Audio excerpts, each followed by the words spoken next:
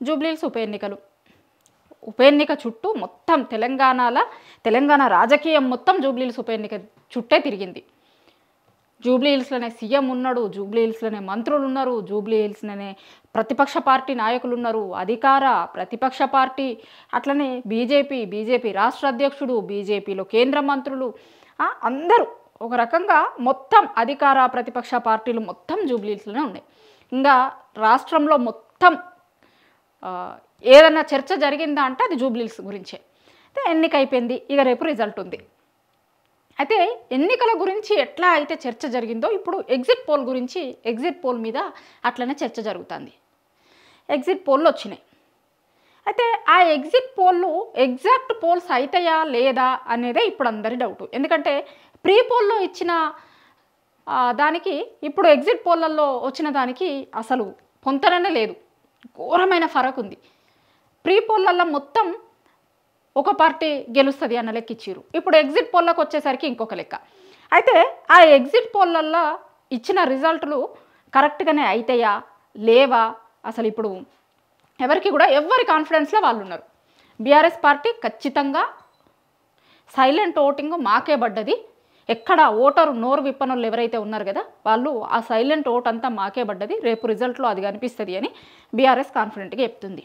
అయితే కాంగ్రెస్ పార్టీకి అసలు అర్థం కాని పరిస్థితులలో ఉంది. అది ఎగ్జిట్ పోల్స్లలో వాళ్ళకే కొంత ఎడ్జ్ ఉంటుంది అని చూపించినా కూడా నిన్న నుంచి ఎక్కడ కనిపించినా ఎవరిని అడిగినా అయితే ఎగ్జిట్ పోల్స్ చెప్పింది నిజమే అంటారా, నిజంగా ఉంటుందా మాకు? ఎందుకంటే ఎగ్జిట్ పోల్లలో కూడా వాళ్ళకి కొంత పర్సంటేజ్ చూపించారు, అది ప్లస్ కావచ్చు మైనస్ కావచ్చు, చాలా మైన్యూట్గా ఉంది, అసలు ఎవరికి అంతు చిక్కకుండా ఉంది ఈసారి. ఎందుకంటే మామూలుగా ఆ పర్సంటేజ్ ఎక్కువ ఉన్నప్పుడేమో ఒక లెక్క ఉంటుంది. మామూలుగా ఎవరైనా సరే పోల్స్ చేసినప్పుడు ఎట్లా చెప్తారంటే 3+ or - అన్న లెక్క చెప్తారు. ఆ రిజల్ట్లో కూడా అట్లాంటి పరిస్థితే ఉంది. వాళ్ళకి ఇప్పుడు వస్తుంది అని చెప్పిన దాంట్లో కూడా చాలామంది మరీ పెద్ద తేడా ఏం చూపించలేదు, 3-4%. అది అటు కావచ్చు ఇటు కావచ్చు. ఇప్పుడు వాళ్ళు అంత కాన్ఫిడెంట్గా లేరు. ఎందుకంటే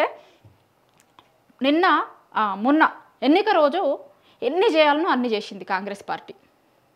షీరలు వంచిర్రు, కుక్కర్లు వంచిర్రు, పైసలు వంచిర్రు. ఇంత చేసినా చాలా చోట్ల నేను ఒక పోలింగ్ బూత్ దగ్గరికి పోయినా, ఆయన అడిగిన ఏంది ఎట్లుంది ఇక్కడ అని. అంటే మేడం నేనే దగ్గర 400 మందికి వంచిన పైసలు, అయితే 100 మంది కూడా రాలే మేడం ఓటేసేటందుకు అన్నాడు.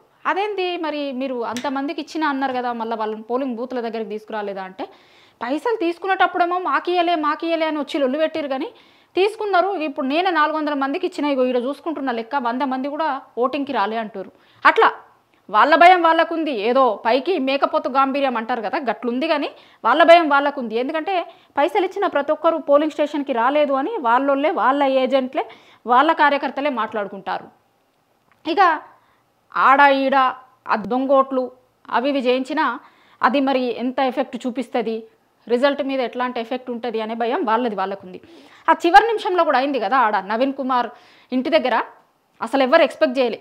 బీఆర్ఎస్ అభ్యర్థి మాగంటి సునీత పోయి అక్కడ వాళ్ళందరినీ అక్కడ పెట్టి ఉంచిర్రు. అట్లా 5 దాటిన తర్వాత 6 దాటిన తర్వాత రిగ్గింగ్ కోసం తెచ్చిపెట్టింది అనేది మరి ఒకరి మాట కొంతమంది అంటున్నారు. అది ఏంది అనేది ఎలక్షన్ అధికారులు లేకపోతే అటువైపు ఉన్న వాళ్ళు చెప్పాలి. అయితే అది బ్రేక్ చేసింది బీఆర్ఎస్. ఆయన ఇంటి పక్కనున్న ఆ ఫంక్షన్ హాల్లో మొత్తం అందరిని తీసుకొచ్చి పెట్టిరు కదా, వాళ్ళ ఓట్లని వేయకుండా చేయడంలో బీఆర్ఎస్ పార్టీ సక్సెస్ అయింది. ఆడ మాగంటి సునీత పోయింది, ఆడికి కౌశిక్ రెడ్డి పోయిండు, అట్లా బీఆర్ఎస్ పార్టీ వాళ్ళు చాలామంది పోయి ఆడ వాళ్ళని బయటకు రానియకుండా కట్టడి చేసిరు. వాళ్ళంతా ఉన్నది అందుకే. ఇప్పుడు మామూలుగా మాస్ రిగ్గింగ్ ఎట్లా నడుస్తుంది అంటే లాస్ట్ 1 hour 1.5 hourలల్లో మొత్తం రిగ్గింగ్ చేస్తారు. వీళ్ళని తీసుకొని పోయి లైన్లలో నిల్చోబెట్టి 6 తర్వాత ఎవరైతే లైన్లలో ఉన్నారో వాళ్ళకి ఓటేసే అవకాశం ఎలక్షన్ కమిషన్ ఇస్తుంది. అట్లా 5 దాటిన తర్వాత వీళ్ళందరూ పోలింగ్ సెంటర్లకి పోవడం కోసం రెడీగా ఉంచిర్రు. అక్కడ అట్లా 1000 మంది ఉన్నారు, 1500 మంది ఉన్నారు అంటున్నారు, ఇంకెక్కువనే ఉన్నారు అంటారు. కానీ బీఆర్ఎస్ పార్టీ దాంట్లో సక్సెస్ అయింది. వాళ్ళని బయటికి రానియకుండా ఇగో ఈడ గింత మంది ఉన్నారు, వీళ్ళకి ఏం అవసరం, వీళ్ళు పోయి దొంగోట్లు వేయటానికి ఉన్నారు అని అనడంతో ఇక గొడవ అయింది, అది అయింది. అక్కడ వాళ్ళని అడిగి కట్టడి చేసిరు.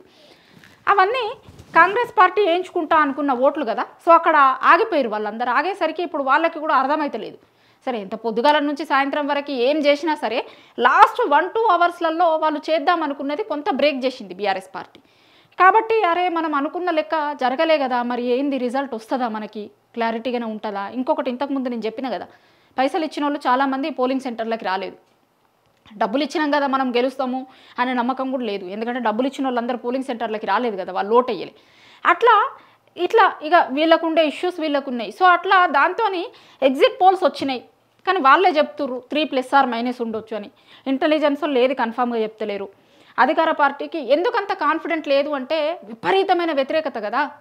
అసలు ఒక్కొక్కరి దగ్గరికి ప్రచారంకి పోతే ఎందుకు ఓటేయాలి అని అడిగిరు డైరెక్ట్గా, మీరు ఏం చేసిర్రు అని అడిగిరు, తులం బంగారం ఏది అన్నారు, 6 గ్యారంటీలు ఏవి అన్నారు, అసలు పెన్షన్ ఎందుకు ఇస్తలేరు, పెన్షన్ ఎందుకు పెంచలేదు, ఏం చేసిరని ఇవ్వాలన్నారు. అట్లా విపరీతమైన వ్యతిరేకత మధ్య జరిగిన ఎన్నికలు కాబట్టి సరే ఇది వీళ్ళు చెప్తారు సరే, కానీ మరి వస్తుందా రిజల్టు, వాళ్ళు ఏదో రిజల్టు అనుకూలంగా ఉంటుంది అన్నలేక చెప్తారు, కానీ మాకైతే అనుమానంగానే ఉంది అనుకుంటారట వాళ్ళు.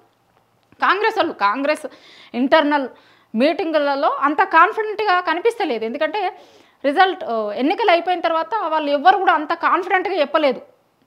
ఇప్పుడు ఎన్నికలు అయిపోయిన తర్వాత మేమే గెలుస్తున్నాం అన్న లెక్క కాన్ఫిడెంట్గా చెప్పలే. కాంగ్రెస్ పార్టీకి కూడా కాన్ఫిడెన్స్ ఏం లేదు. బీఆర్ఎస్ వాళ్ళు సైలెంట్ ఓటు మీద కాన్సన్ట్రేట్ చేసి ఉన్నారు, సైలెంట్ ఓటర్లు మాకే వేసారు, ఖచ్చితంగా రిజల్ట్ వేరేలాగా ఉంటుంది. ఎగ్జిట్ పోల్స్ అన్నీ ఎగ్జాక్ట్ పోల్స్ అవ్వాల్సిన అవసరం లేదు. గతంలో చాలా సందర్భాలలో ఉన్నాయి ఇట్లాంటివి, ఎగ్జిట్ పోల్స్ తప్పిన సందర్భాలు మస్తున్నాయి. గతంలో జనరల్ ఎలక్షన్స్ అప్పుడు పార్లమెంట్ ఎన్నికలల్లో ఎన్డీఏ కూటమికి వస్తాయి అన్న సీట్ల సంఖ్య దాదాపు సగంకి సగం తగ్గింది. అందరూ అన్ని ఎగ్జిట్ పోల్స్ ఇచ్చిన అంచనాలు మొత్తం తారుమారైనాయి. మన రాష్ట్రంలో కూడా ఉన్నాయి అట్లాంటి ఎగ్జాంపుల్స్. ఎగ్జిట్ పోల్స్ ఎప్పుడు కరెక్ట్ అవుతాయి అనుకోనికి లేదు. ఇంకొకటి పోలింగ్ పర్సంటేజ్ చాలా తక్కువైంది. పోలింగు ఓట్లు వేసేటోళ్ళు గతంలో కంటే 1.5-2% పెరిగింది, కానీ మరీ ఎక్కువ పెరగలే. సో అట్లా ఇంకొకటి ఎగ్జిట్ పోల్స్ కూడా ఎప్పుడు వచ్చినాయి, 6 గంటలు అయిపోగానే 6:03 ఒక ఆయన ఎగ్జిట్ పోల్ రిలీజ్ చేసిండు, 6:10 ఒక ఎగ్జిట్ పోల్ వచ్చింది. అసలు వాళ్ళు జనాల దగ్గరికి పోయి మాట్లాడి అడిగి దాన్ని లెక్కలేసుకొని దానికి టేబుల్ వేసి ఇది వేసి బయటకు వచ్చేసరికన్నా 1 గంట పడుతుంది. కరెక్ట్ 6 గంటలు అయిపోగానే 6 గంటల 1 నిమిషంకి 2-3 నిమిషాలకు కూడా వచ్చినాయి. కాబట్టి వాళ్ళు ఇచ్చింది కరెక్టేనా కాదా అనే దాని మీద కూడా చాలా అనుమానాలు ఉన్నాయి. అంత తొందరగా రాదు కదా, వాళ్ళకి కొంత టైం అన్న పడుతుంది కదా. ఇప్పుడు ప్రతి చోట సర్వే చేసుకొని వచ్చిన వాళ్ళు చెప్పాలి, దాన్ని లెక్కలు వేసుకోవాలి, పర్సంటేజ్లు తీయాలి, తీయడానికి టైం పడుతుంది. కానీ అసలు వితిన్ ½ అన్ అవర్ లోపలనే చాలా ఎగ్జిట్ పోల్స్ వచ్చినాయి. అంటేనే అసలు నిజమేనా ఈ ఎగ్జిట్ పోల్స్ అన్నీ కరెక్టే అవుతాయా? ఎందుకంటే నిన్న మొన్న కూడా ఒక ఎగ్జిట్ పోల్ వచ్చింది, ఇప్పుడు కేకే సర్వే అని ఒకటి వచ్చింది. నిజానికి అది తెల్లారి రోజు ఇచ్చిర్రు, ఎందుకంటే టైం పడుతుంది. వాళ్ళు తీసుకొచ్చిన శాంపిల్స్ అన్నీ చూసుకొని లెక్క చేసుకొని పర్సంటేజ్లు వేసుకొని వచ్చేసరికి టైం పడుతుంది. కాబట్టి ఆ కేకే సర్వే ఒకటి కూడా మళ్ళీ నిన్న వచ్చిన తర్వాత అసలు మొన్న వచ్చిన సర్వేలన్నీ కరెక్టేనా, నిజంగా మేము గెలుస్తామా ఇట్లా అడుగుతారట. ఇప్పుడు కాంగ్రెస్ పార్టీ వల్ల అసలు కాన్ఫిడెన్స్ లేకుండా పోయింది వాళ్ళకి. ఎగ్జిట్ పోల్స్ని ఎంతవరకు నమ్మొచ్చు, అసలు ఏంది, రేపు రిజల్ట్ వచ్చిన తర్వాత కానీ క్లారిటీ వచ్చే అవకాశం కనిపిస్తలేదు.